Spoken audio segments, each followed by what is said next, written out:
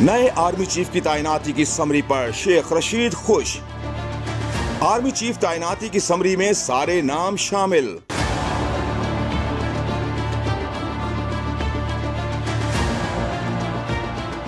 साबिक वफाकी वजीर और अवामी मुस्लिम लीग के सरबराह शेख रशीद अहमद ने समाजी राबते की वेबसाइट ट्विटर पर नए आर्मी चीफ की समरी पर ट्वीट किया और लिखा कि आर्मी चीफ की तैनाती के लिए समरी आ गई है। सारे नाम शामिल करके इदारे ने दूर अंदेशी का सबूत दिया है। ट्विटर पैगाम में साबिक वजीर दाखिला शेख रशीद ने कहा कि अब किसी की पसंद नापसंद का नहीं, मेरिट का सवाल होगा। शेख रशीद ने मजीद लिखा कि जो भी नया आर्मी चीफ आएगा वो सियासत से दूर, मुल्क और अपने इदारे का वफादार होगा और तबाह हाल मईशत को सहारा देने की कोशिश करेगा।